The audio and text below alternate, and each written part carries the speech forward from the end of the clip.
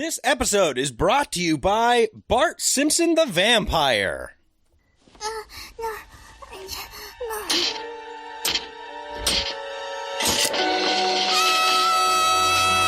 Come join us, Lisa. It's so cool. You get to stay up all night drinking blood. And if you say you're a vampire, you get a free small soda at the movies. No! Lisa, it's not like you have a choice here. Bart! How many times have I told you not to bite your sis? Wait a minute! You are a vampire! Quick! We have to kill the boy! How'd you know he's a vampire? He's a vampire? Ah! Homer, we gotta do something. Today he's drinking people's blood. Tomorrow he could be smoking. Hello and welcome to Horror Movie Talk. An opinionated and accidentally funny horror movie review show. Go. Just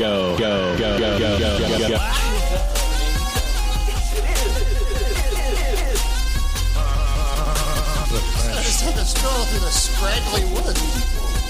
He had no face! Horror! Sabrina, don't just stare at it, eat it. New theatrical releases always get priority. But we also review older horror movies, both good and horrible.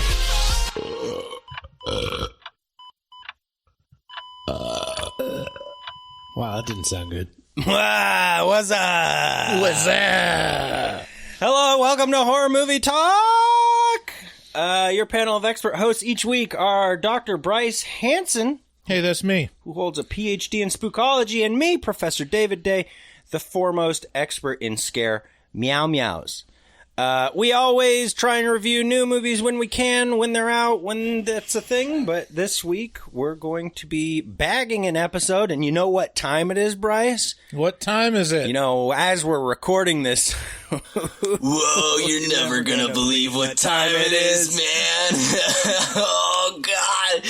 It's 4:20, man.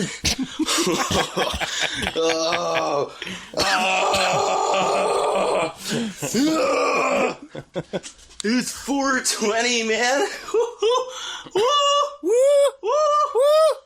Hey, Mom, guess what? It's 4:20. Hey.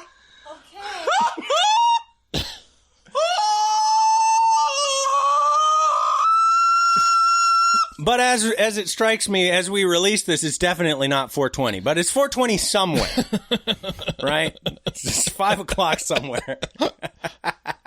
All right. We post new episodes every single Wednesday, so make sure to follow us, subscribe to us, and leave us a nice review on Apple Podcasts or Spotify. It helps us out a lot.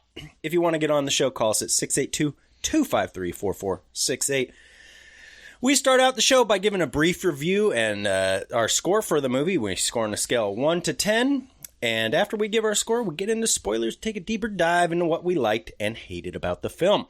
Later in this episode, we will be doing bad reviews for good movies, Halloween 1978 edition, where we will read bad user reviews for the classic John Carpenter Halloween. I thought you hated that movie. Don't misunderstand me, don't misquote me, and don't fucking put words in my mouth, you simple bitch.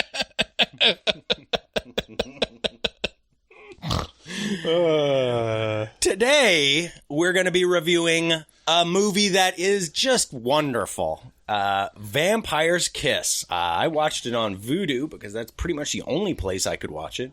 And it was a delightful window into the soul of one of the most impressive, interesting, and entertaining actors of our age, Mr. Nick Cage himself. Oh, I thought it was Jennifer Beals. Yeah, Jennifer Beals. Yeah. Which she's actually a pretty prolific actress. Yeah, she was just in the Book of Boba Fett. Yeah. Well, there you go. Anyway, in any event, here is the trailer for Vampire's Kiss. How was your weekend? It's all right, you know. It's nothing earth-shattering. He was an ordinary guy. Morning, everyone. Morning. Looking for an extraordinary love. I'm Peter Love. Rachel. I brought this girl up to my place the other night. It started with a kiss. Really hot. A very special kiss. You wanted her very badly. Yeah. A kiss that could drive you mad. I hate interrupted love affairs, don't you? Yep. It's affecting his work. There you are. It's a horrible, horrible job. And you have to do it. It's ruining his appetite. My next appointment with you is Tuesday afternoon. I'd like to make it sooner. It's spoiling his sleep. Sooner. And don't think people haven't noticed. Am I getting through to you, Alva? He is so eccentric. My. For Peter Lowe, Oh, sooner. that's just love. Love? Love. In the big city. Yeah! Don't laugh. I'm a professional. I don't lie. I'm a vampire! I'm a vampire! I'm a vampire! Nicolas Cage. The torturers of the damned! Maria Conchita Alonso. Shoot. Do it or I'll fire you. Do you understand? Not the floor, Alva. And Jennifer Beals. You're so pathetic. Vampire's Kiss. Strange stuff. I'll never do that again. Jeez.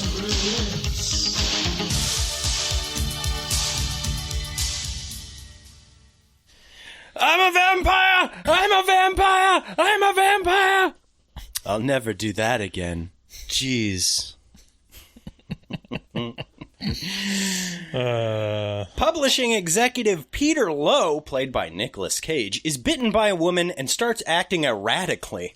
Believing that he is being controlled by his vampire mistress puts a great deal of stress and pressure on Peter. As he deals with the stress of this new vampire relationship, Peter leans more and more heavily on his poor secretary, Alva, played by Maria Conchita Alonso. What a musical name.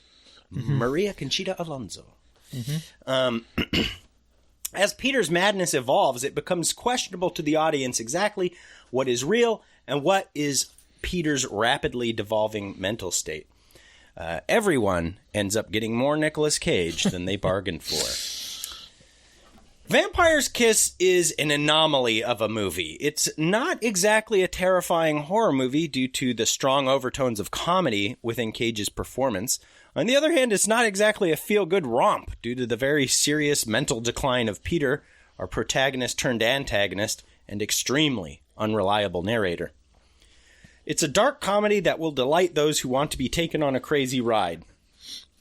Vampire's Kiss's strongest feature is the insane performance given by Nick Cage.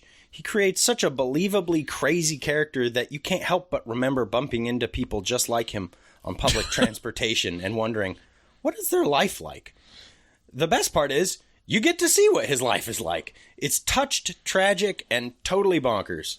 I can't help but feel like writer Joseph Minion spent some time on the New York subway watching mentally disturbed people and began posing the question to himself, what brought that person to this unfortunate place?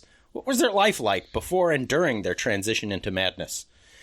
This is pretty much the only notable directing credit that director Robert Bierman has, and that astonishes me.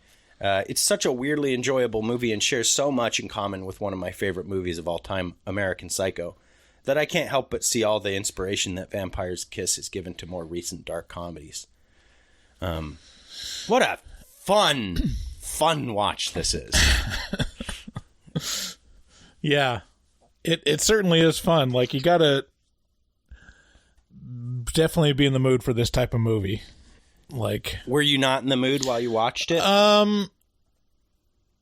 No, it was fine. It was a movie that I've always kind of wanted to watch, even though I kind of got the idea of it. Like, I think my conception of it was pretty well aligned with what it was, which is kind of weird because my conception of it was like just had a bunch of holes in it. It's like it's about Nick Cage and he thinks he's a vampire, but he's not really. Right. And it progressively gets worse. Right. And that's it. That is it. That's all it is. There's like nothing else to hold on to. You know, there's no real important relationships.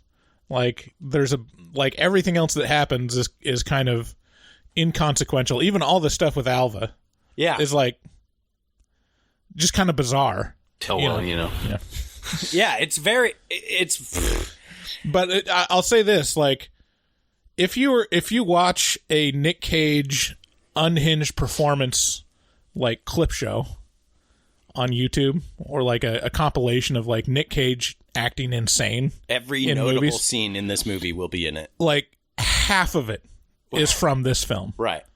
Like, and I'm not even joking. Like, I would even go and time it. Like, half of like the memes and his reputation for being an overactor or being kind of crazy in his performances, like, that's almost all from this movie. Yeah. Like, the other movies, like, there'll be like a little glimpse of just a moment where he's like, kind of loses it, you know, and he lets it fly for like a moment.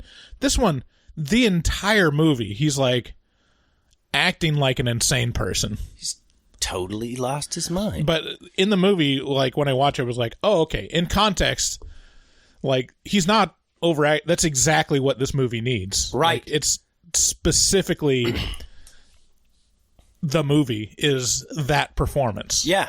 It's the movie. The movie's nothing without it. Nothing. Like everything that you point to is like that bizarre accent. It's like, no, that's a specific choice of an affect for this specific character. Yeah. That he slides into and out of, you know.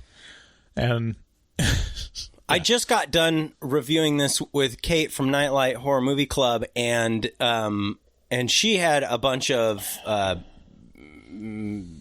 interesting tidbits about the features and stuff of this, what happened with the filming of this movie, stuff that you wouldn't normally get to hear on this show, but I've gleaned it. So now, congratulations. I've read the trivia on IMDb.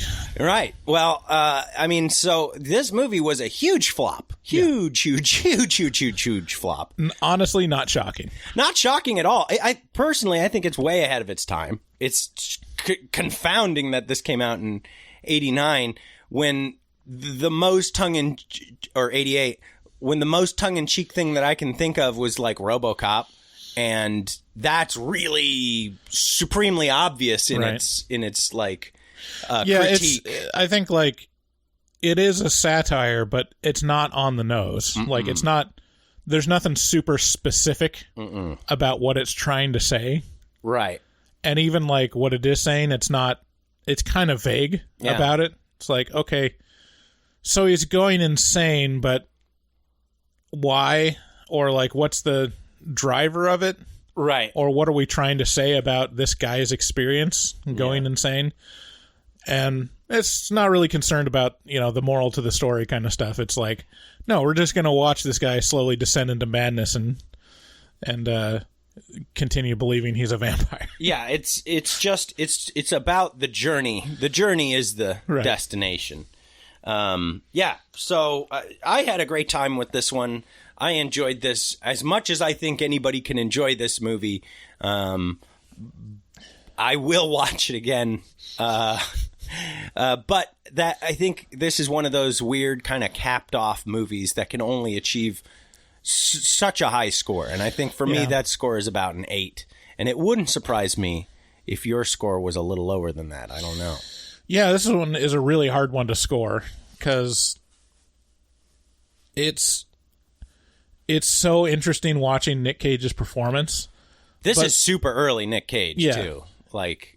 But there's nothing else there. Right on his trajectory when they kind of knew he was going to be a star. Right. And he accepted no money for this. Like, well, we say no money, but it's like $40,000. Yeah. He basically was like, oh, I did this as a charity thing. Yeah. And then he used the money to buy his first sports car. Right. So, but that being said, which is crazy because it seems like he put a lot of work into this movie and a lot of like thought. Well, because it's all him. The whole movie's just him. It's just It's just a character piece on his crazy character that he made up. And, it also come to my attention. Some people hate Nick Cage. Hate him. Were you aware of this? I get it. Do you? I don't get it. Yeah, I mean, I can see plenty of reasons for people being turned off by Nick Cage. I guess, yeah. But I mean, I think it's like he's an example of an actor where it's like he's done enough movies where there's something that you like. Yeah. You know? Yeah. Like you can't, when they're saying like I don't like Nick Cage, it's because they're tuned into a particular type of performance or a particular tone of his that turns them off, and they don't ever want to see that. Yeah. And it's like, okay, I mean, it's the same as like I hate Christopher Walken. It's like, do people hate Christopher Walken? Yeah, I mean he's a weird dude. Like it's not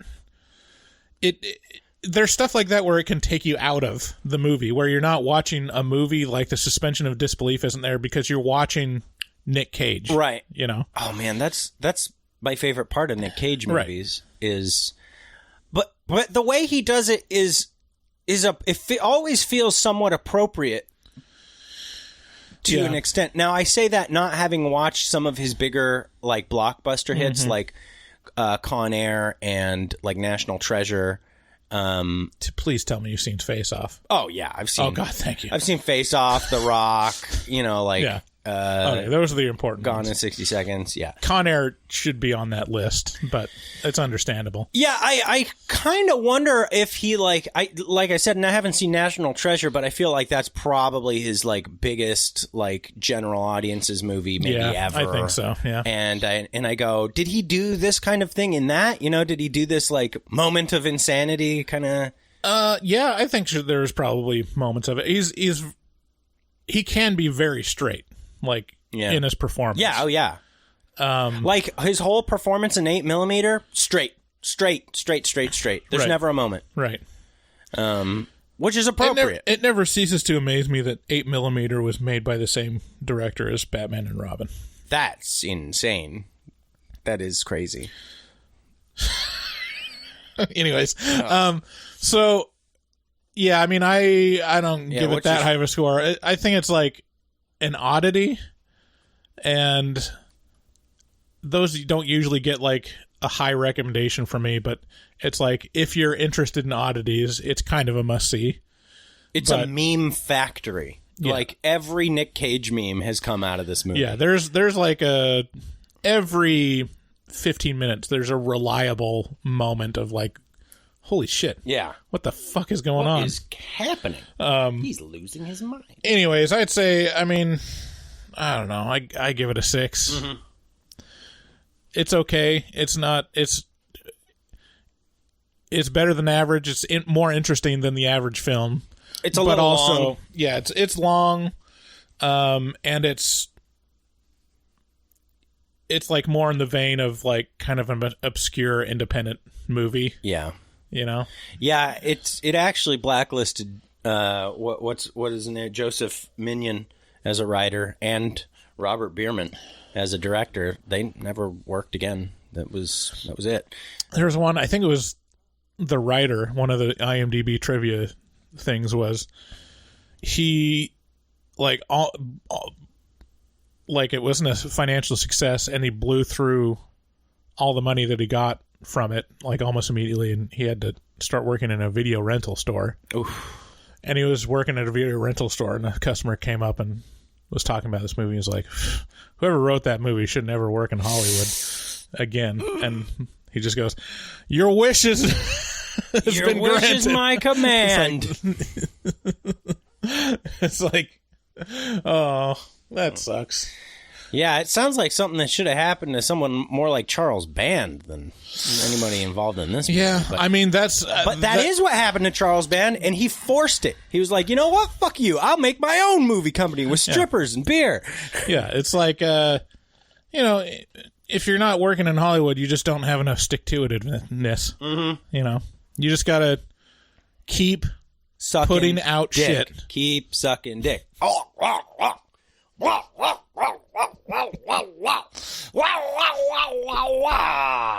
gotta get in there, baby. Ew, Dave. Let me see if I got a...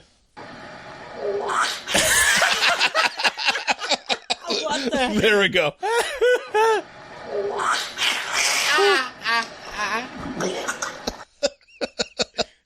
That's so vile. And with that, you guys should check out Shudder.com. That's where you go for all your horror movie and show streaming services. That's right. Shudder.com, SHUDDER.com will direct you to a site and an app with so much in the way of classic and original horror movies and shows that you're just not going to know what to do with yourself. And you're going to be like, I wish I had more than 7 days to hang out and see what's going on Shudder.com. Well, guess what, stupid? If you enter code HMT at checkout, you get 30 days to hang around Shudder, watch all the classics, watch all the originals, and just wet your whistle. And you know what? You're going to want to stick around. You're going to want to, because it's a cheap monthly rate, and it's the premier horror movie streaming service. It is the Netflix for horror. So check out Shudder.com, enter that code HMT at checkout, and you're going to have a good time. I guarantee it. Also, you should support our sponsor, nightchannels.com. They have all the craziest shirts, sweatshirts, prints, super original prints from cult and horror and alternative and metal, music, movies, and shows. And, I mean, look, we call it the Night Channels Challenge for a reason. You hop on nightchannels.com, you surf around for 5 minutes, go ahead and exit out of Night Channels after that. I dare you. But you go ahead, do it. Exit out. And then tomorrow, tonight, the next day, you'll be back. You'll be haunted. By the designs that you've seen. You'll be like, and you'll be putting on your shirt the next morning, and it'll be like the Exorcist shirt that you bought from JCPenney. Mm-hmm. You'll be like, yeah, I mean, this is pretty good. Pretty good, but you're like, it's no house. Yeah, I know. It's like it's no Akira. What about that Vampirus Lesbos shirt that I was browsing? Yeah, you really love that thing. Have you bought that yet? No. You gotta buy that. You never stop talking about it. But you know, it's the one I grab when I think of like an obscure movie. I can't load up your cart with as many shirts and sweatshirts as you want, because with code HMT at checkout, you get 13% off your whole order. What? How much? It's crazy. It's 13%. Certifiably the spookiest percentage. So wait, hold on. Let me write this down. What's that code again? Yeah, it's code HMT. Okay. Does that stand for anything? Oh, yeah. It stands for Horror Movie Talk. Okay. On nightchannels.com. That's right. Okay. Check them out. They support the show, so you support them. If you're listening to these commercials and you're like, I wish I didn't have to listen to these commercials, well, guess what? All you got to do is put your money where your mouth is, bitch. And I'm in a real snarky mood today, guys. You're going to have to excuse me. But man, on the Afterpod, I think we got to discuss all the moments this week that we were both triggered. It's been a triggersome week. By conversation. There's some stuff I'm not at liberty to divulge for sure. But we definitely will. We'll have a trigger off on the Afterpod, which is something you get access to if you sign up at our $6.66 level over on patreon.com/horror movie talk. You get no ads in your early access reviews.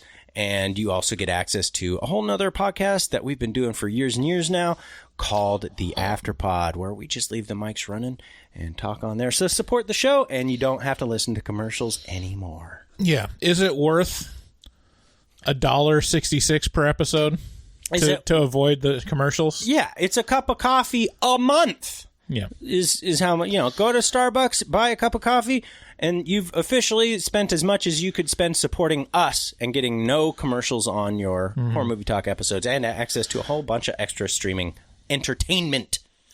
Yeah.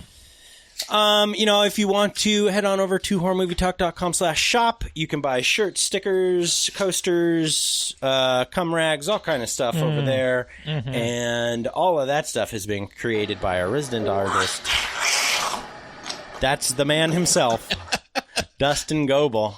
I think we got a couple audio clips of Dustin while he's performing. Do it.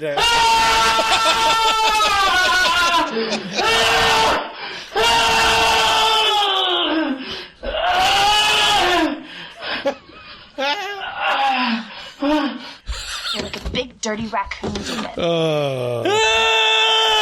Oh, Dustin. We tell you, he fucks hard, man. Is a professional artist who fucks hard. He also takes commissions for artwork from HMT fans. So head on over to him, ask to see his Teflon dick, and contact him at dgoebel00. That's at DGOEBEL00 on Instagram. And tell him HMT sent you. If you want to call us at 682-253-4468. Thanks again. Let's get into Oil me up, Daddy. Spoilers. All right, let's get into spoilers.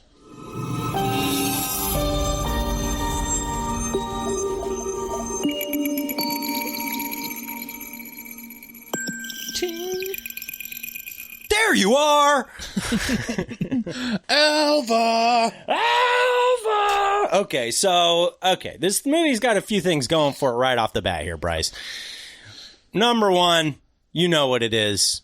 Gritty 80s New York. This is my favorite setting. Mm-hmm. You can't beat it. You can't beat it.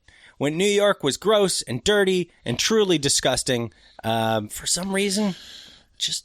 Yeah, there's a lot of shots in this movie where, like, whenever he's out on the street and going insane, when he's like, I am a vampire! I'm a vampire! Yeah. And he's, like, asking that couple to kill him. That's all shot from, like, a distant lens. Like, they have the camera way up far off, and all those people on the street are just people on the street. Yep. They're not actors. Right. And the reactions that you see to it are genuine. Right. And you realize, like, these are New Yorkers. They're like, oh, this shit again. Yeah. This is the least crazy thing they'll see that day.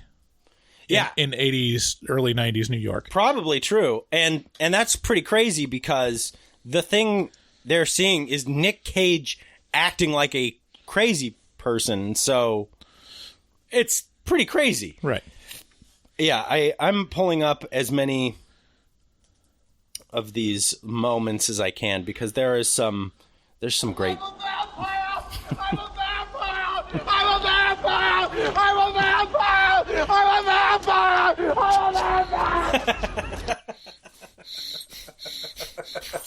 He just goes running by this little old lady, and she's like, what? Like, what has happened? I'm a vampire! Yeah. Yeah, I love the gritty 80s New York. It's my favorite thing. But more than that, I love what Cage decided to do with this character, which is, can you work out exactly what he's doing here? Yeah, so he's got this super affected accent where he goes in and out of it, and the more he's trying to impress someone, right, the more he goes into it. And it's like these modified vowels where he's like, trying to sound pretentious. It's very Donald Trump. It sounds more like Lorne Michaels. It does sound a little bit Dr. Evil. It sounds like Atlantic kind of like, but I mean it does sound kind of like Trump though. Right? It does. And Trump was big in the 80s. Like it's not like he wasn't a thing. Especially in New York. Like yeah, Lorne Michaels, Trump, like this weird Atlantic sort of hoity-toity. Yeah, it's like an attempt at a mid-Atlantic accent. Yeah. That's like someone that doesn't know how to do it. They're just like, I need to know about this. You know. Very breathy, kind of on the ends of it. Holds vowels for too long. And it's so fucking pretentious. But it's exactly a person. Like, it's like... It's like some guy you knew from high school who you always kind of felt like he didn't know who he was. And now he's like trying to craft who he is, and it is crafted. Yeah. It's not authentic, but that's become his authentic self in some weird way. It's like, ugh. It's just like this strange feeling. And there's no lead into it. Like, it starts off, like, immediately. You just get dropped into his Playboy life. So there was one thing where it talked about Christian Bale was inspired by this movie and this performance by American Psycho, where he kind of looked at Cage's performance, and it makes total sense. It makes so much sense. This movie is like the lead-in to American Psycho. Yeah, it's like a precursor to American Psycho because it's got a lot of parallels. It's like literally a guy going insane in mid-'80s New York.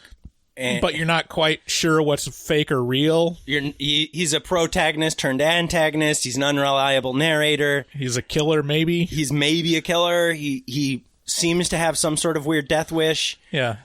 And he is definitely going insane, and people definitely don't care that much. Yeah. It's this weird... Even a psychiatrist is like, huh, that's interesting. Right. But then you don't even know if he has a psychiatrist. Yeah, it's all thrown into question at the end. It's so... it hits so many boxes for me. There's a couple... I read in the trivia, like, people that were up for this role. And it wasn't an IMDb trivia, but I feel like I remember hearing that at one point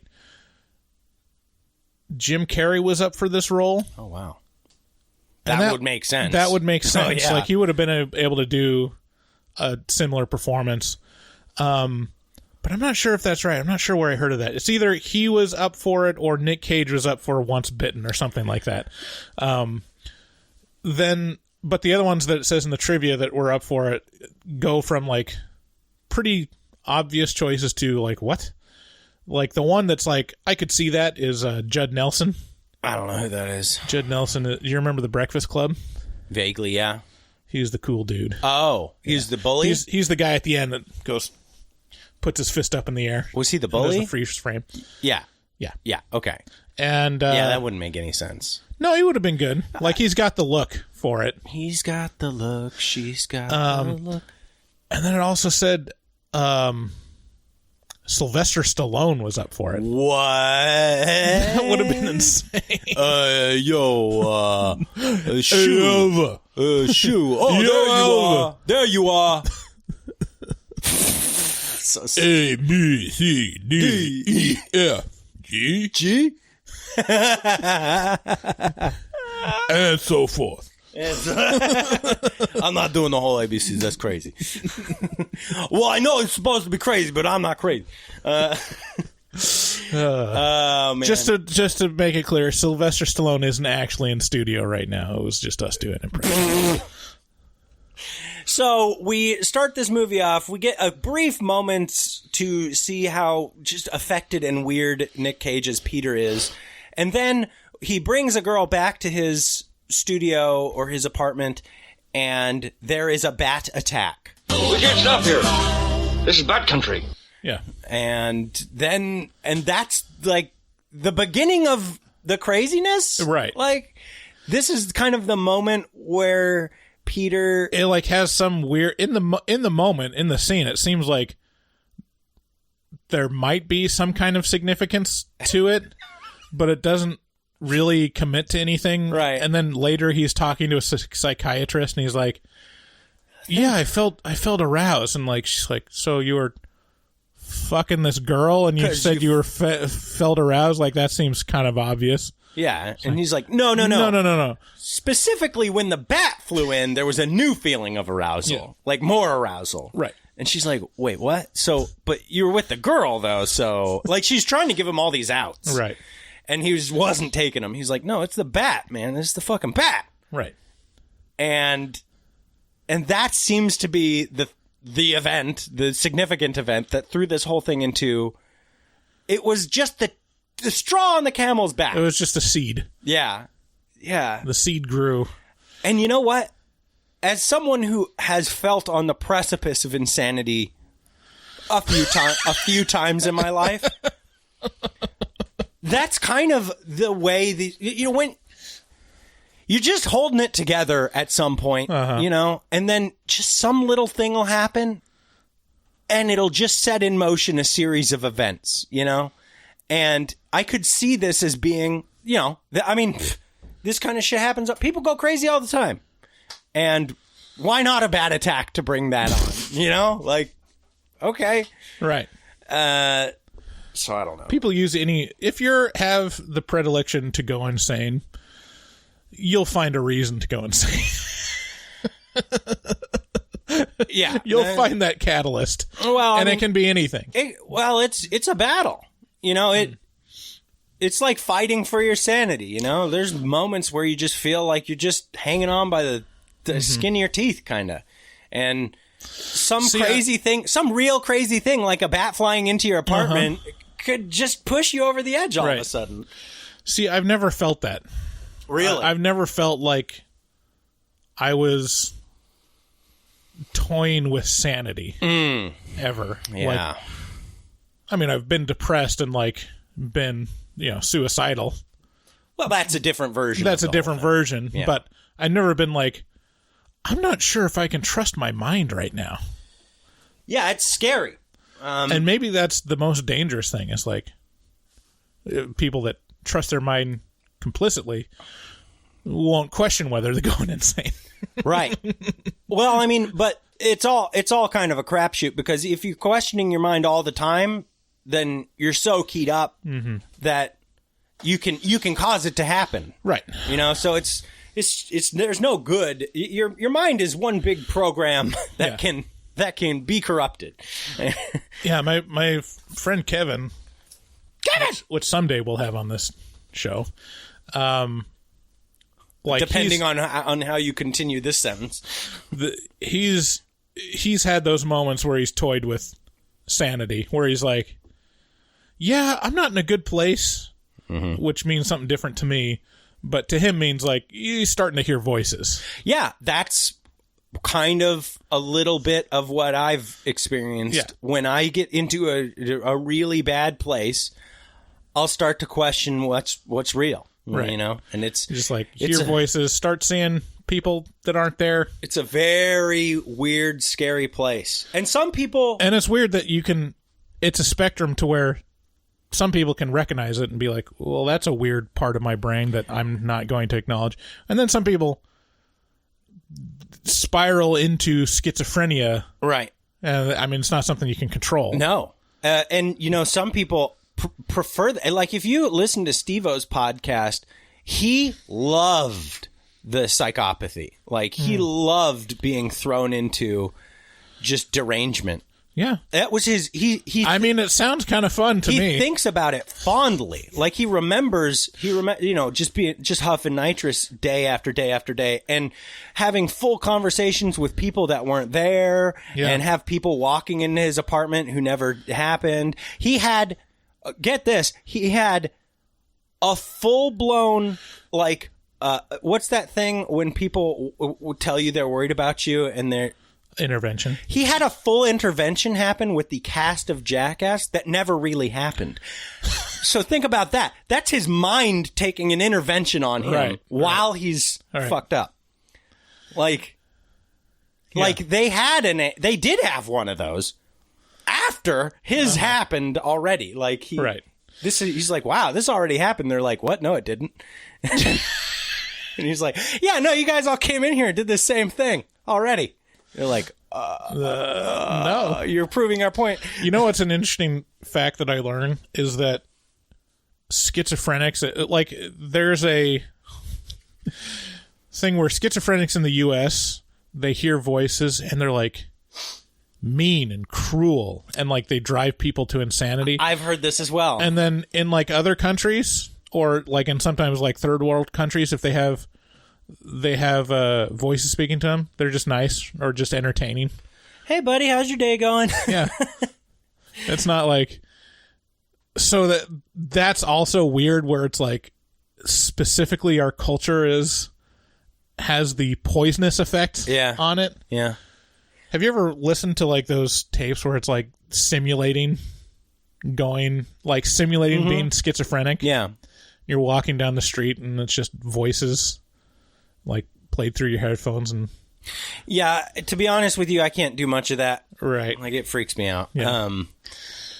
Yeah, that's real scary stuff to me. Like, so, and so this whole subject matter of this slowly going insane is very interesting and simultaneously spooky to me.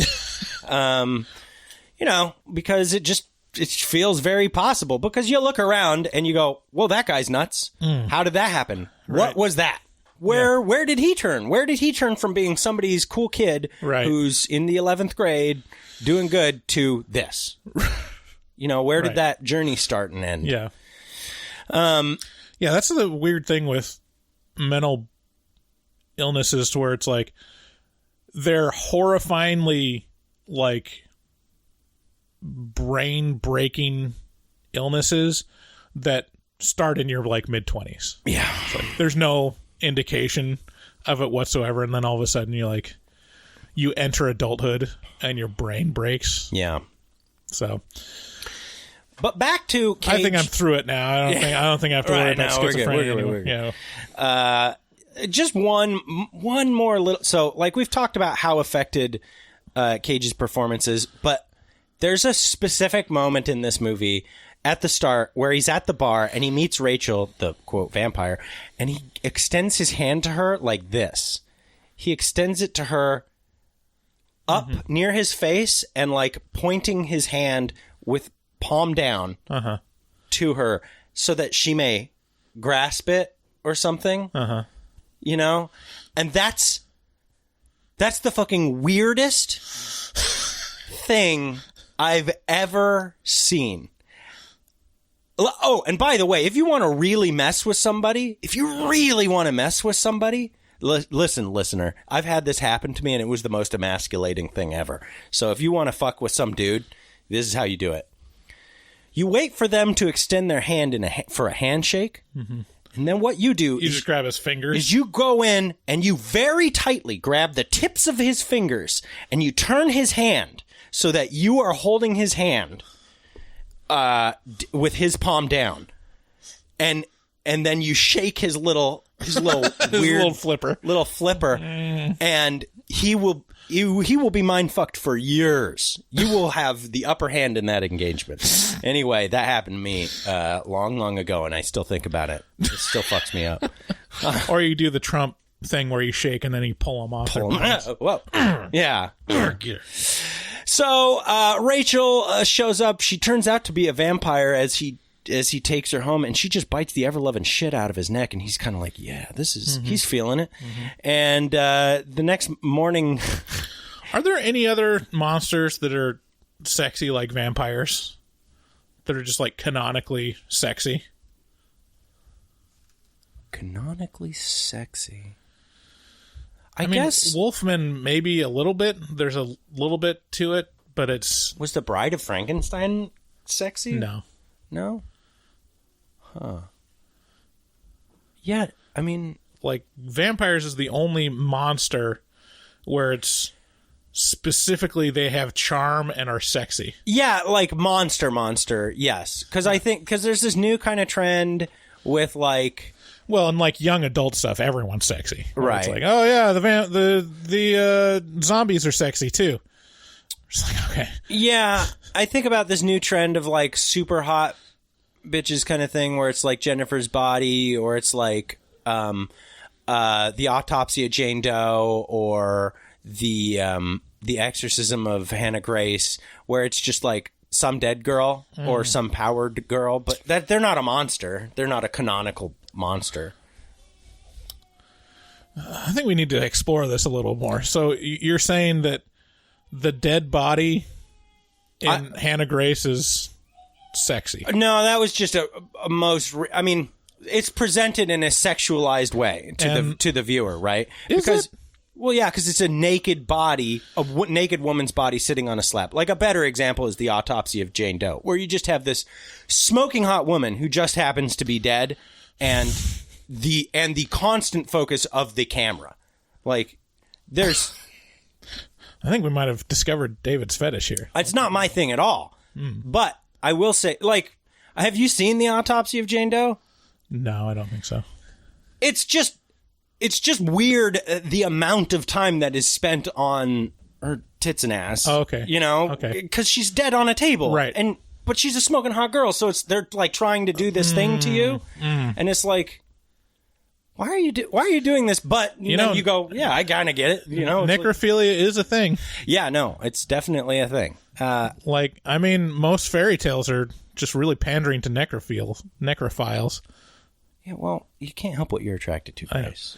Like Snow. Isn't that weird when you think of this as an adult? It's like Snow White.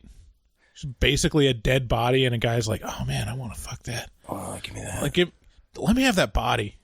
Hey, you dwarves over there, carry this body into my castle so I can kiss it." And they're like, "Okay." They're like, "Kiss it?" I'm like, yeah, I just nuzzle it. I just want to kiss it. Just want to nuzzle it. Or Sleeping Beauty. It's like there's all these sleeping bitches. One of my favorite metal. They're just so hot. One of my favorite metal songs is called "Death Mask Divine," and it's by the Black Dahlia Murder, and it's all about an autopsy guy or a mortician who falls in love with his lady. Yeah, there's a Rob Zombie song about it. There's a bunch of Slayer songs about it too. Kerry King's a fucked up guy. Yeah. Am I getting through to you, Alva? Hang on. I think I have that. It's too late, Alva. I'll find it here at some point. But yeah. So, anyways, found out that David wants to fuck dead bodies. I don't, and that is a fact now. Okay. So, David, I honestly, we probably just shouldn't be talking about women's bodies at all. Yeah, what right do we have to talk about a whole half of the population? I mean, not their bodies. We can talk about their minds. Right. Well, no, we don't have that. But if I have to keep their name out of my mouth, then they got to keep my name out of their mouth. Yeah. I'll say that. That's fair, right? They should never be able to talk about me or my body or any men. Right. Bodies. Yeah, talk about height. Right. Or dick size. No. Or no. It's hair. not okay. Yeah. Or baldness. Like this. Everyone knows you're not supposed to talk about each other's bodies. Right. Well, actually, no, it's just men. We can't talk about women's bodies. No, right. I'm sorry. I want to apologize to all the times we've talked about women's bodies on the podcast that, we're growing. Yeah. And we're learning. And to quote the great Will Smith, I'm still a work in progress. Ew. Well, we live, we learn, we laugh, we love. Do you know who you're talking to?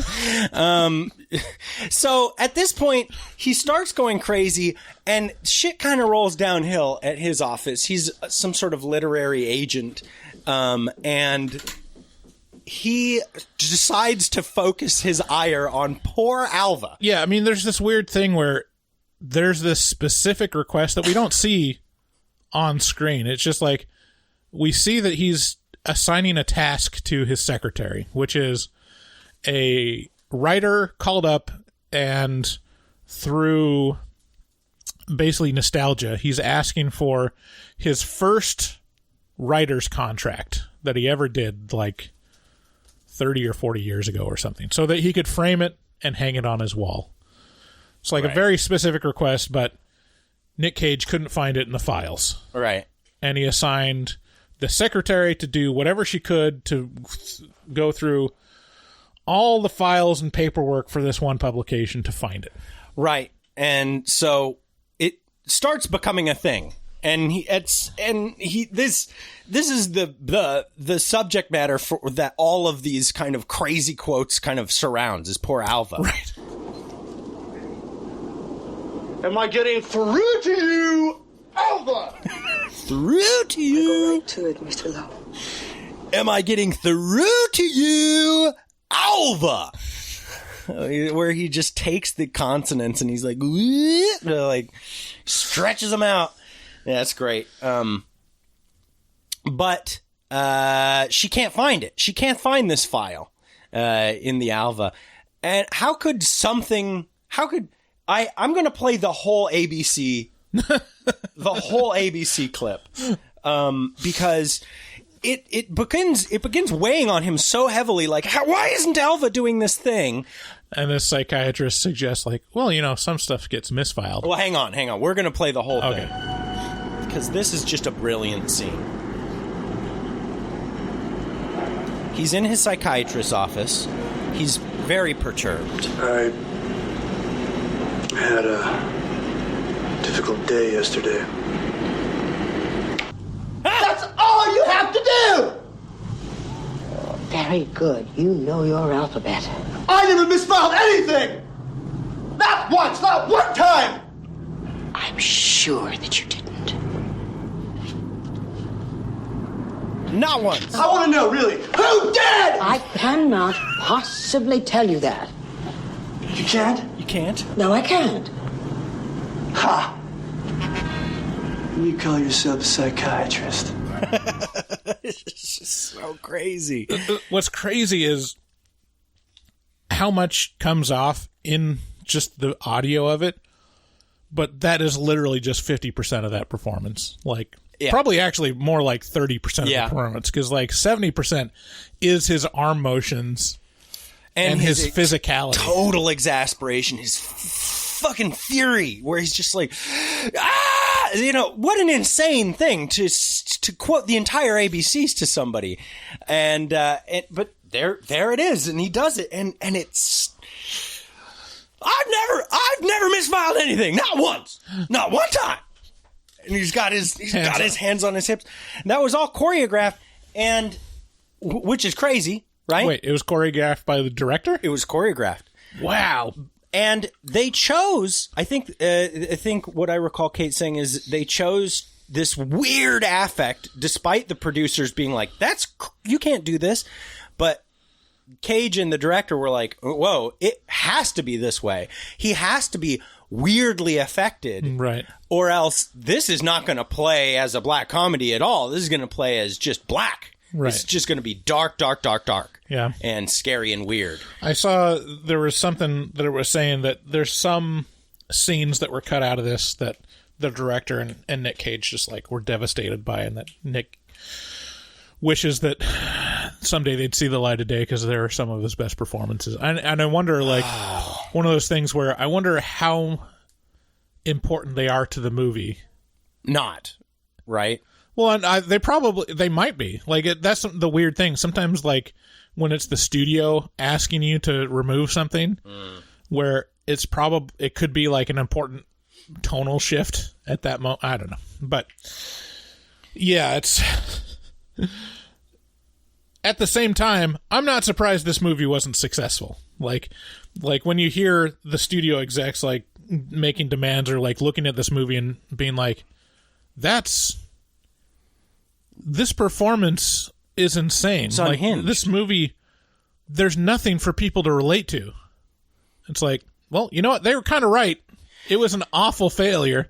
It's a really, really interesting oddity. Yeah. In film, but if you're in movies to make money and have people see what you make, this was a failure. Yeah, on most fronts until like a decade or two later. Right. And I mean, you're not wrong. I think it cost something like $3 million to make, and it made less than $1 million. Yeah. Less than $1 million. Yeah. Can you imagine? Well, they got our $8. Yeah. So it's working up. The way Voodoo works, they got my $8. Mm-hmm. I had to rent it twice. Oh, really? Yeah, because it starts the 24-hour period once you start watching, so I go back to watch it at about the same time as I started watching it the next night. Oh, I thought it was 48 hours. They only give you 24 on Voodoo? On some titles, they give you 24. On some, they give you 48. And on this one, they give you 24. So, super cool, Voodoo. Thank you for that. So, yeah, they got $12 from us then. Dang. Yeah. Yep. Anyway. And this is why you have to be a patron. Do you see how much money...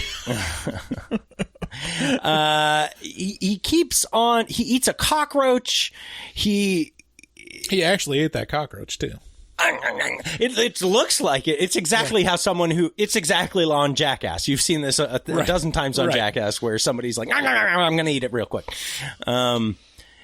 He can't see himself in the mirror. He just keeps going further and further down the drain. And the best part is Alva starts getting really scared. This is the best part, is Alva's like terrified for her life. And I'm like, yes. No, that's not the best part. Best part is she approaches her relative of some variety and she's like, I need a gun. And he's like, look, I have a gun, but it just has blanks. And she's like, great, give me the gun with blanks. I just need to be able to protect myself from this insane person because I feel like he's going to rape me. He's like, okay, here you go. So she has her gun with blanks. He chases her. There you are. And he hops on the table. Again, choreographed. Like, it seems crazy that he can just jump from flat-footed to 3 feet up onto a desk and point at her and say, there you are. But he does it. He chases her down the hallway and he wants death. Like, you can tell he's aiming to get shot. And she has the gun, so he's like, yeah, do it. And this is the thing that reinforces his belief that he's turned into a vampire, is that you can't kill him because he's been shot several times. Yeah. Shoots himself in the face, but they were just blanks. Yeah, he has it in his mouth and pulls the trigger twice. Pop, pop. Which technically, if those were really blanks, that probably would kill you. Yeah, the amount of pressure released into your head would probably just blow a hole in your soft tissue, at least. Yeah, I mean, you'd think it would really rupture a lot of stuff. Yeah, it still is an explosion. Right. So I'm curious how they did that. That was like, I don't know, firecrackers or something in sound effects. In the barrels. Probably. Well, they're sparking. I don't know, something. We'll never know. Well, that's probably where like most of the $2 million went, is to make sure that they didn't shoot Nicolas Cage's head off. Right. Yeah. The other thing that they did was apparently the scene where he goes crazy and like breaks all the tables and stuff. Yeah. Which is a great scene. Like it rivals like the Citizen Kane scene where he's tearing up his room. But I guess all that glass and stuff was real. Like, none of that was safety glass. Whoa. And that's why when he kicks that lamp, it just looks so spectacularly real and awesome. Because he really could have, like, cut himself. And the director's like, yeah, I can't believe we did that. But, you know. C'est la vie. And then he goes on the search. He's like not making the transition that he wishes he was. You know, he doesn't have the vampire teeth, but he's convinced that the sun is harming him. He's transitioned into full-blown maniac. He thinks he can't see himself in the mirror, even though obviously the audience can. And so this is the point where he goes on the search for fake vampire's teeth. This is a great one. And he gets to the store and he's like, do you have vampire's teeth? And they're like, oh yeah, here's the nice model. And he's like, ooh, I only have $3. And they're like, no problem. We got those too. And they get the little, the dumb little. It's literally like the fake vampire teeth that you use when you're 5 years old in Halloween. And he's like, it's got the hinge. And he's so satisfied with it. He's like, great, this is perfect. This is all I need. And then he's disheveled with fake $3 vampire teeth walking through Manhattan. Like, this is just such a great scene. It's him just crying, walking through the street.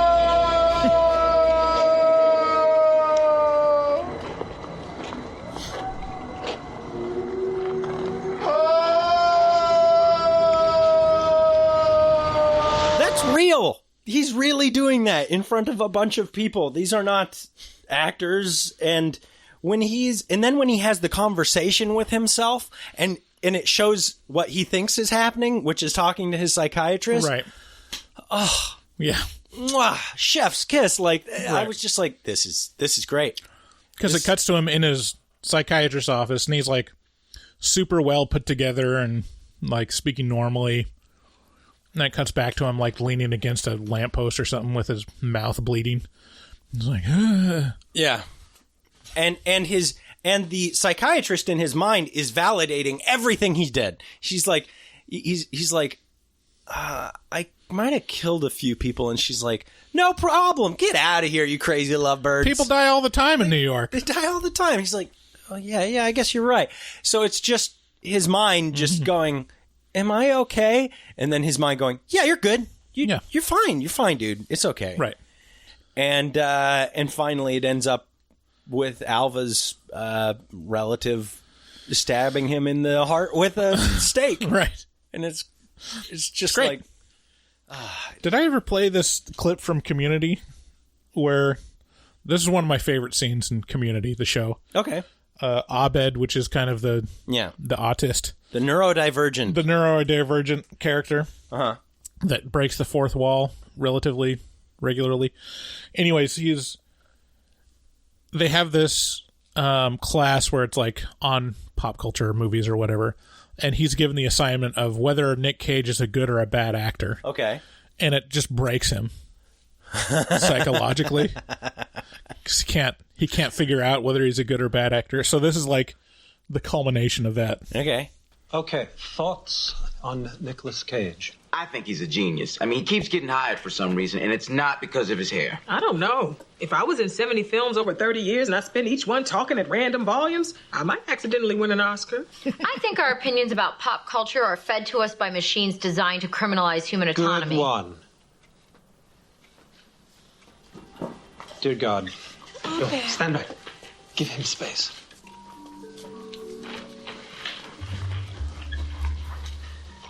Nicolas Cage, good or bad? A challenge, certainly, but not unsolvable. Because all actors have distinct values, which I use to find answers. Abed, how much Nicolas Cage did you get? Enough! I watched enough to find the answers. Because this is my reality. This is how I learned to be. And my being doesn't allow for Nicolas freaking Cage, okay? Oh, yeah! Oh, yeah! Oh! Oh!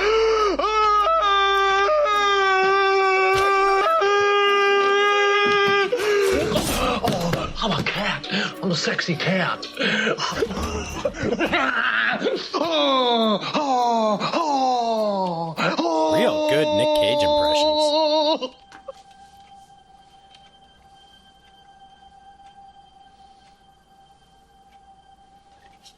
Ahmed!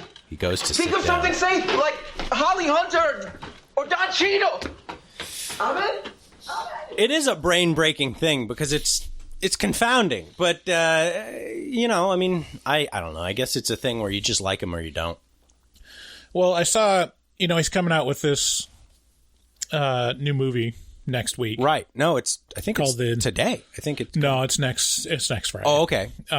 It's the... We should go see that, by the way. Yes. Well, we'll be doing Kiggins that night. Oh. Well, the unbearable weight of massive talent. Yeah.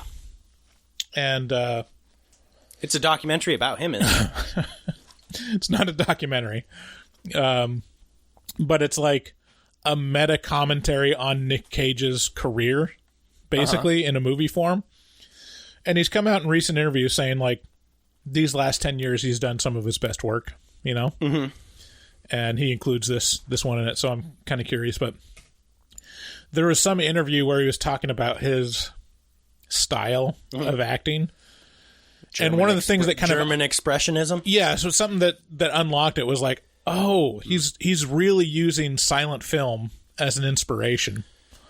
So like silent film actors and there are some other stuff, but it painted this picture of like, oh yeah, that is kind of what he's doing. It's like stage play almost, right? It's like playing to the back of the theater, but especially like the silent movies where so much has to be communicated through the eyes and physicality in the moment, because that's all. The majority of the movie is like watching that, and like the text is like superficial. Yeah. Like if you ever watch a silent movie, it doesn't give you like a full script. Yeah. It's like, it gives you the highlights of like, this is what he's saying, but really you're watching it on screen and most of it's communicated through just their physicality. So huge homage in this, by the way, to Nosferatu. Oh, yeah. Where his hands are up and he's, undeniable physicality in every turn, right? Just like, and yeah, it's great. I watched this one with Aaron, and one of the first things that she said while watching it, because it's like the first scene, he's like, he's really good at acting drunk. I was like, well, yeah, he won an Oscar for it, so I would assume so. Like, he won an Oscar for being a drunk. Which one? Leaving Las Vegas. I don't think he won another Oscar, but that's literally, what that movie is about. Yeah, it's hard to play a drunk. Yeah. It really helps to have been an alcoholic, I would imagine. Right. The magic about acting drunk is drunk people don't want to appear drunk. Right. Oh, man. I've been watching this show on Netflix called The Ultimatum. They just get these people so lit up, so drunk. And then it's so much that where it's like, that's such a gross show. It's so gross because they take these couples and they let them have sex with each other. I don't know what the deal is like with Netflix in particular. It seems like Netflix is like goes all in on the grossness factor of any reality show to where it's like, for me, I'm still like pretty conservative at heart when it comes to sex and stuff like that. Other than, I'm also pretty brave too. But, like for me, The Bachelor is very creepy to me. Where it's like, so we're just America watching people have sex? Like that's the show? Whore! Is that you've got all these people, and basically the entire premise is like, let's see if they fuck. And you see this stuff where it's like, then they fuck, and she's like, nah, she just wasn't very good at fucking. So, I'm like, Jesus Christ, this is what we're watching? Oh, you gotta sit down for one episode of The Ultimatum. You would crawl out your skin. And then Netflix like goes all in on it. It's like, Love is Blind, and Love is Blind is actually a pretty great show that's not quite what you might think it is in terms of being gross, but The Ultimatum is so gross. It reminds me of like the 90s Fox reality shows of like Who Wants to Marry a Millionaire and Big like Brother, Whore Island or whatever. Whore Island. Whatever. Do you remember those crazy Fox reality shows where it's like vaguely? Oh man, what was that one on the island that they? Whore Island. Yeah, it was basically like probably similar to The Ultimatum, where it was like couples, and then they go on an island with a bunch of other couples, and I don't know, cheat on each other. I can't remember. Yeah, you got to see The Ultimatum. It is the craziest. I'm dating this episode, and we won't be releasing this at the time that right after we release it. But if you haven't seen it, listener, man, consider it. Well, with that, Oh, you turned your mic off. Temptation Island. Temptation Island. I guess that. Yeah, it's 2001, so it's not. Dang, that not is 90s. Well, it's still at the. So it's right around the birth of an reality. American reality dating show in which several couples agree to live with a group of singles of the opposite sex in order to test the strength of their relationships. Okay. I mean, that's basically what this is, isn't it? Isn't that basically what The Ultimatum is? This is much worse because this takes only couples and then goes, who of these couples do you want to watch sleep with your man? Wait, what? Yeah. And like, which one of them do you want to test out? Give them a little spin. And it's like, it's like, it's not like, it's like, that's the show. It's not, can you remain celibate? It's, which one of these ones are you fucking? What? It will fuck up your head. You'll be like, how did anybody agree to this? And then watching the mental deterioration of these people, like, it's like, oh my God, this is so, like, I shouldn't be allowed to watch. This should be illegal. Like, you know, this is going to be taken out of context, but, you know, sometimes I see these things and I wonder myself, was ISIS right? You're like a big dirty raccoon, David. It's like, are we heading towards just cultural apocalypse of like, we're just completely... Well, let's be clear, ISIS was not right.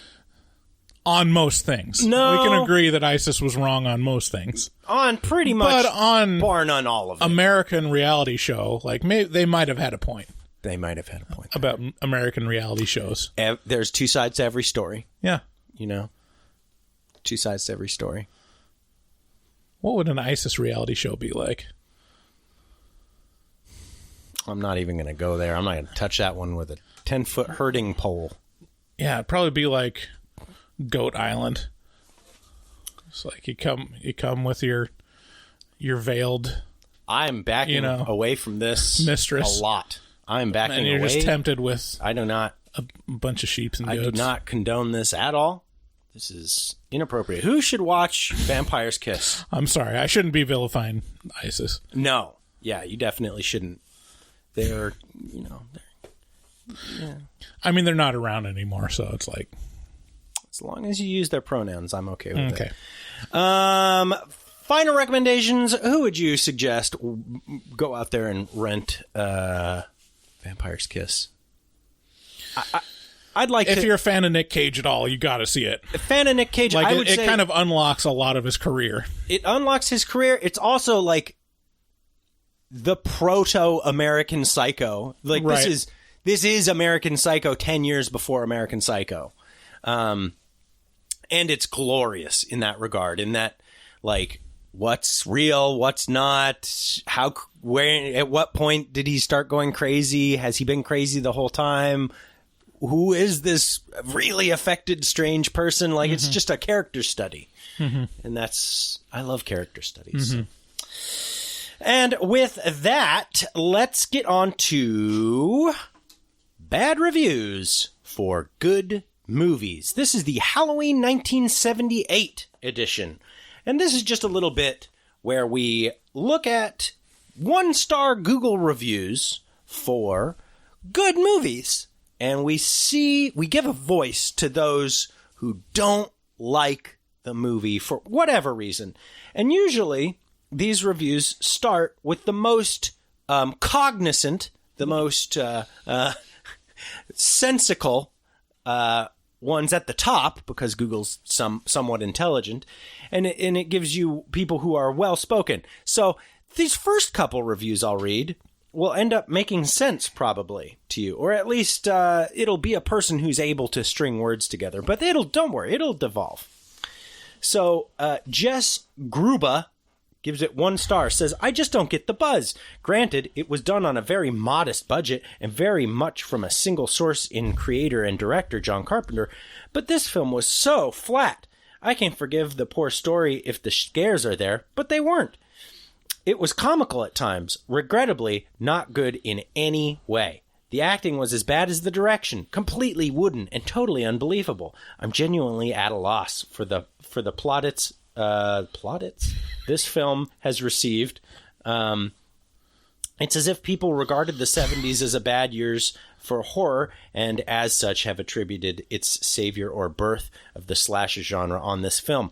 Whilst the latter might be true, let's not forget what thrills the 70s gave us. Texas Chainsaw, Wicker Man, Carrie, to name a few. I'm such a horror fan, but this film just stank. I gotta say, Jess Gruba had a few points. Well, I mean, you hate Halloween, so I mean that's why you would agree with him. I don't hate Halloween. I think I give it like a 10 I'm pretty out sure of 10. a lot of our listeners think that. Know that you hate Halloween. They think that. I'm going to skip one and go to Nathan and Stephanie Dale. First of all, a shared Google account? Really? Gross. Yeah, gross, and also that seems dangerous.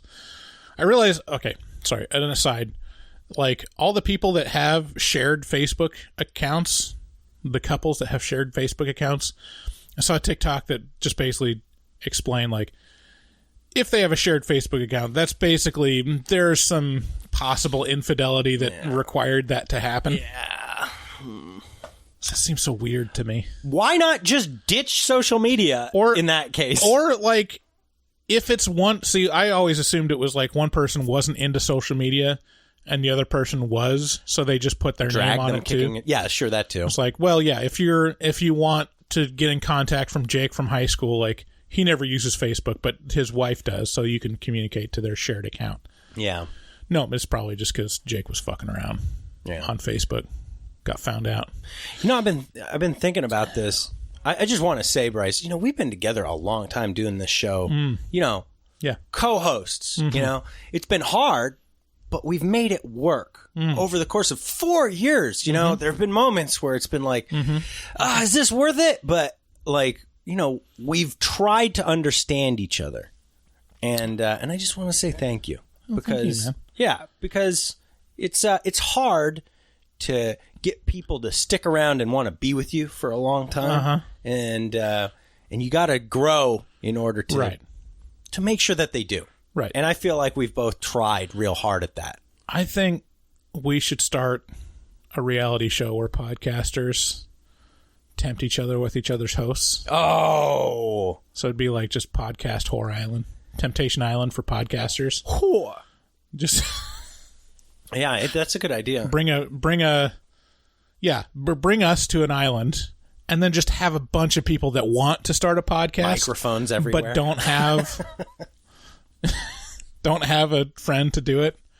See, like, oh, man, let's fuck around, man. You're so funny. And what are your thoughts about wokeness? They have such unique takes. Eve, this guy loves American Psycho as much as I do. I don't know. I mean, it's like sometimes you think it's not that important, but then you get confronted with it, and you're like, this girl has so much poison and vitriol in her. She can't help but like break relationships apart. It's weird. Anyways, Eve Amore. Sorry, let me read. I didn't actually you didn't read the, it. Yeah. Okay. So Nathan and Stephanie Dale say, I'm over halfway through this film and nothing has happened. Sometimes a man stands in places. If this sounds like your thing, then save yourself an hour and 45 minutes and look at some statues or something. I'm not entirely sure this was written, designed, directed, or produced by anyone professionally connected with making films. Also, the laws of physics do not apply. 1 out of 10. My cat could have done better. Wow. Heavy words. Eve Amore says, I'm so adamant. This was the worst horror movie, hands down. That was all in caps. I wish I could go back in time and not watch this movie. It sucked. There are a lot of better horror movies out there. The plot was all over the place with no concrete description of what was actually going on. The characters were very poorly written and overall just didn't scare me at all. And quite literally felt more of a comedy movie to me. This one's from Addison Wilson. 1 star. First of all, the killing scenes suck in this movie. The acting seems fake. To me, this movie sucked and there's no barely characters in those. I didn't get anything in this movie. Hopefully the second movie I watch is good. The second Halloween movie. Let me just read this sentence again. The acting seems fake. To me, this movie sucked, and there's no barely characters in those. I didn't get anything in this movie. Hopefully, the second movie I watch is good. The second Halloween movie. That's all one sentence. This kind of reminds me. So I have another podcast called Hotline and Advice Podcast where we give advice to people who call in or write into the show. And sometimes they write in with such insane sentences that it's hard to tell what they're talking about. Mm-hmm. This is very similar to that, where it's just like blah, blah, blah, blah, blah. Kevin Brennan says, watched this for the first time all the way through, and besides main theme gets into my overrated, not classic top 5, Close Encounters, Chinatown, The Shining, any Tim Burton film, and Eternals.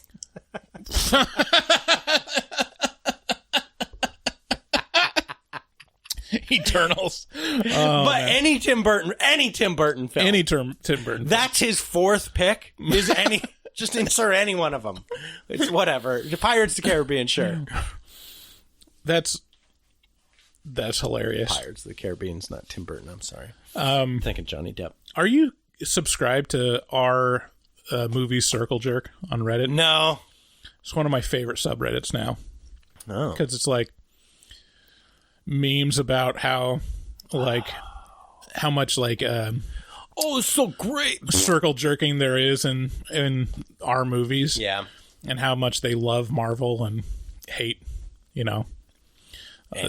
anything that's woke. But then it devolves even more into like our movie Circle Jerk. Yeah. It's like, anyways, it's they start. This could definitely be on there, like the fact that he lists the Eternals is. Okay, Guarov says, boring and outdated movie. Won't recommend anyone in this age. The movie is only likable by millennials. One of the most overrated movies of all time. Sorry. Yeah, there's a lot of these that say that exact thing. I love how old do people think millennials are? This is only likable by millennials. It's like this came out 4 years before I was born, and I'm like on the. I don't even consider myself a millennial. Yeah, this is like an Xer movie for sure. Yeah, like this is a Gen X movie. Yeah, man, Gen X got off scot-free. Oh well, there's none of them in terms of like the generation wars of like. Well, there's none of them. It goes okay, boomers, to fuck millennials. Yeah, but there are no Xers. They're forgotten too. Like they get no glory either. Like my brother is a Gen X. Like I know Gen Xers. Like it's a thing. Oh yeah, sure. But it's basically when computers started coming out, when you basically started becoming an adult. That's kind of the difference. Millennials, like for me, I mean, we've had this conversation before. Like I'm an older, like the oldest millennial, to where it's like internet didn't come out until I was in middle school or something like that. And back then it was like nothing, Yeah. It was like Netscape Navigator, and you waited 30 minutes for a Netscape, like a really, really shitty GIF image. Yeah. Of what? Just things. Yeah. Two things. Yeah. We can't describe those two things. Yeah. I don't think, because they're probably parts of a woman's body. Yeah, we don't talk about boobo. Booba. Big sloppy perpy nips. Hey, David. What? You can't talk about a woman's body. Well, I like sloppy perpy nips. You can't. No, David. What? You shouldn't be allowed to talk about a woman's body, even just parts of a woman's body. Why not? You're just not allowed. It's insensitive? But I own this podcast. I can talk about whatever I want on it, right? Oh. You shouldn't. Hudson's Rolls says, I slow cooked an entire roast pig in the time it took Michael to take a step. And then he gives it 1 boob out of 10. Oh. Yeah, sometimes there's gold in these. Here we go. Jasmine Casella says, hate movie so much. Blood. I literally threw up. I was so disappointed and disgusted. 1 star. The movie was too creepy and gave me nightmares. 1 star. I really do not know why this is so famous, but it didn't scare me a bit. Honestly, heart. And then Bitfilm says, I really do not know why this is so famous, but it did not scare me a bit. ... Honestly, heart emoji. Yeah. Let's see here. Franny May says, made me cry, fart, and poop all at once. Yeah. So there you go. That's bad reviews for good horror movies. Hey, thank you for sticking around, listening to the show. We sure do appreciate you, everything you do for us, but we appreciate you more if you support the show by rating it, reviewing it, subscribing to it, or, buying a shirt, hopping on Patreon, and tossing us a couple of ducats. All of that goes to help us grow the show and make it better for you, and attend sensitivity classes where we will make sure everything we say doesn't offend anyone ever. Again, we're a work in progress. We're a work in progress, and if there's anything that Will Smith has taught me is that you can slap the shit out of someone and then just say you're a work in progress, and then it's all fine. It's all fine. I mean, there are repercussions, but Not he apparently doesn't penal. Apparently penal discussion. Oh no, he can't go to a super boring award show for 10 years. Oh no! But he can still go to the party that people are actually wanting to go to. So he can attack people again at award shows in 10 years. Yes. Or he could just attack people again tomorrow on the streets. He could just attack him at the party. Vanity Fair party. And they'll probably play getting jiggy with it while he slaps the shit out of someone. If he's willing to do that at an award show on national television, imagine how much his kids get hit. I know. Like, that was the one thing that I was like, oh, shit. It's like, if you give yourself permission to slap a beloved celebrity on international television, live TV. Over a light joke? Over, like, the lightest joke. Like, that means that you are an abuser. Yeah. And on that note, please support the show. Share it with a friend. You can click through the link at the top of our horrormovietalk.com and buy stuff on Amazon. A couple of pennies of that. Not pennies. A couple bucks of that. Your purchase goes to feed our kids wine and Cool Whip. And thank you again. If you want to get a hold of the show, call us at 682-253-4468. Bye. Bye. I love you. Bye.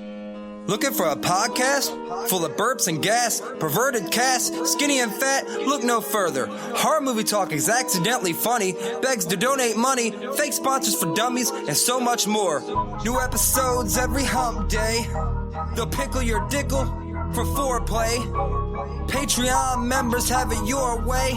Vote for a movie every month for the review. Chompa chompa, don't just stare at it, eat it like a taco. Put your tongue through the phone, hoodie, Picasso. Look at them hot kids, swear not a pedo. Got me too'd with Cosby eating jello. Pudding Pops done gave Bryce flatulence. Drain addict Dave doesn't give a shit. 1 through 10, is it horrible or excellent? Oil me up, daddy, is dinner rum. Kiss, Bryce Hansen. Look at them hot kids, Chris Henson. Masturbate with a crucifix, exorcist. Face huggers, chest bursters, alien. Linda Blair peed on Sigourney Weaver. I know it's true cause it came from social media. Patrick Bateman can't understand you. Stab you to death for rotten apple reviews. Opinionated podcaster with a doctorate. Spookology, doctor of philosophy. Bad gastritis, need colostomy. Turn Patreons into human centipedes. David Doobie Day, scare him, no expert. And Global fucks hard, professional sexpert. Afterpods, taglines, and porno flicks. American Psycho, them guys pretty sick. Chompa chompa, don't just stare at it, eat it like a taco. Put your tongue through the phone, hoodie, Picasso. Look at them hot kids, swear not a pedo. Got me too'd with Cosby eating jello. Pudding Pops done gave Bryce flatulence. Drain addict Dave doesn't give a shit. 1 through 10, is it horrible or excellent? Oil me up, daddy, is dinner rum. Nothing good happens in the woods. Always get more than you bargain for. Got a pickle to dickle, machines tickle bitties. Killer on the phone, ain't no Sharon Stone. Vancouver, Portland, Oregon, and organs. Corona, COVID, curse, Lorona. Green River Killer, because reasons. Hallway of poop monster kids screaming. Ain't your ordinary dingleberry itinerary. 30-day shutter and jump scares, they fucking scary. Time for the spoilers with jokes and tropes. Use their white socks to catch their loads. Just show them one titty, pretty. Paganism you should worship, they Teflon dicks. Pacific Northwest, let them see one breast. Shifty eyes stay spooky, poor man's digress. Bugsy, HMT, Horror Movie Talk. Hold on, they don't like Halloween. Fuck them.